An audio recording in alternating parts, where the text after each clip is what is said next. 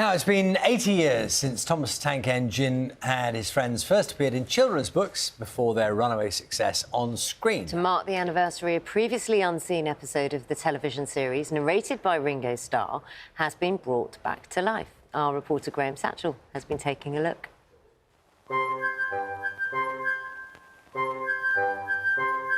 Never-before-seen footage of the pilot episode of Thomas the Tank Engine. It was filmed in 1983, but only recently discovered in the archive.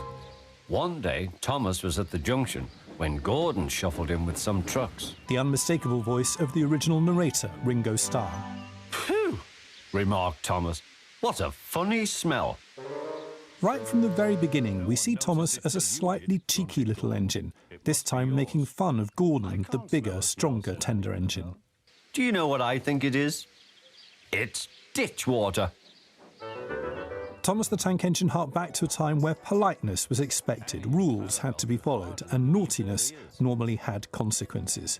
In the pilot episode, Thomas, already having been quite rude, ignores a warning sign with calamitous results. Stupid old boy, said Thomas. There's no danger, there's no danger. Look out, shouted his driver. Come back. Fire and smoke, said Thomas. I'm sunk. Sunk indeed. What will happen to him? Oh dear, he said, I am a silly engine. It's Thomas.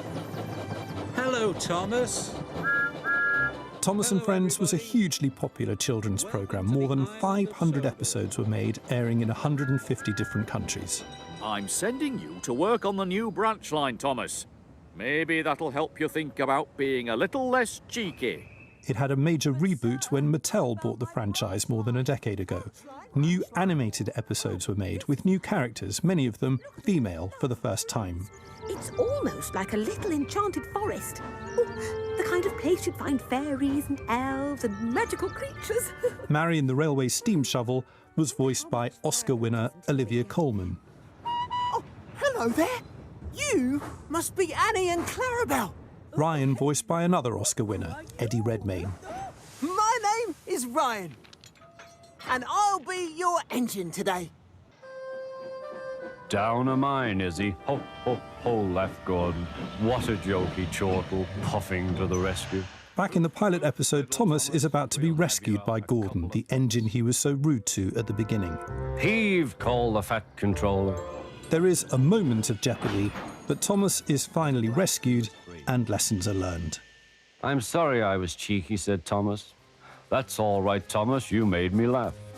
80 years on from the publication of the original books, the release of the pilot episode is a nostalgic reminder of simpler times.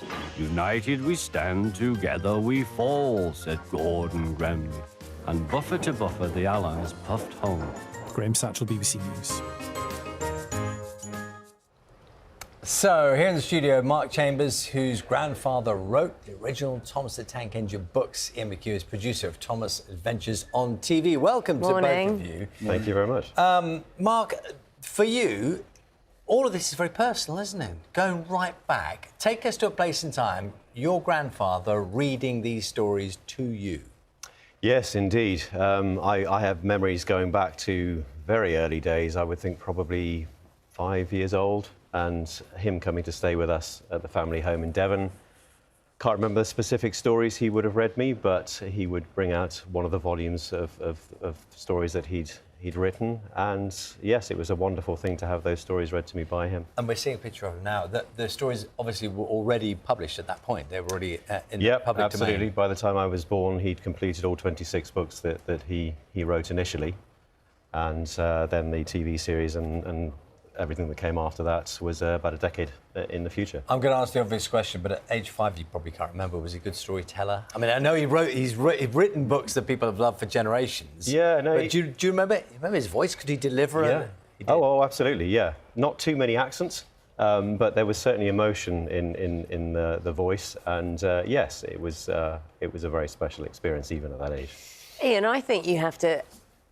I'm quite interested to hear what you might have thought about when you first saw it, because your grandfather had been reading the stories to you. But you have to be very careful with how you take something like Thomas the Tank Engine, which so many people, like you were saying, you watched earlier and you had the books and everything. Yeah.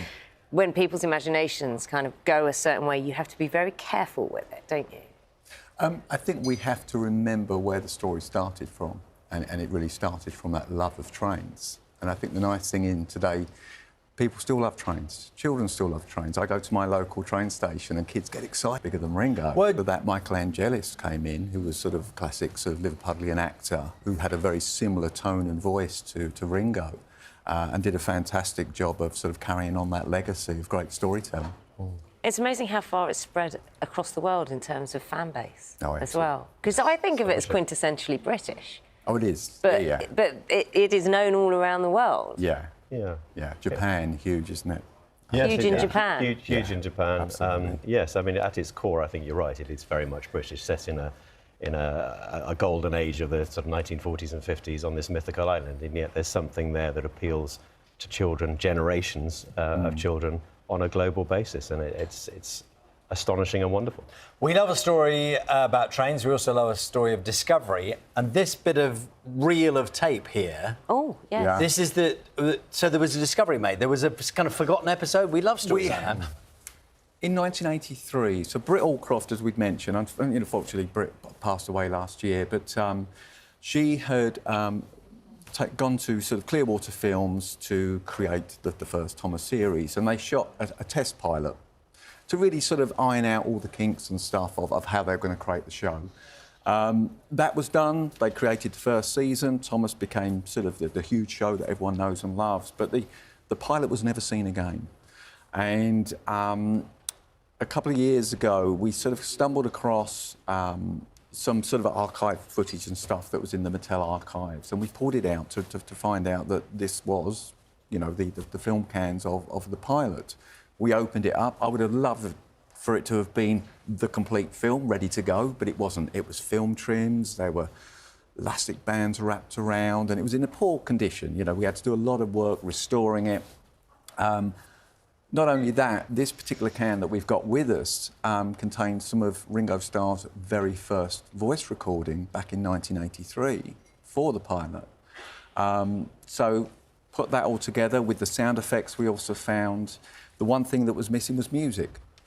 So I sort of decided I didn't want to bring in any old composer to just put some music on the pilot. So we actually reached out to Mike O'Donnell, who was one of the original co-composers, the classic theme that everyone knows and loves.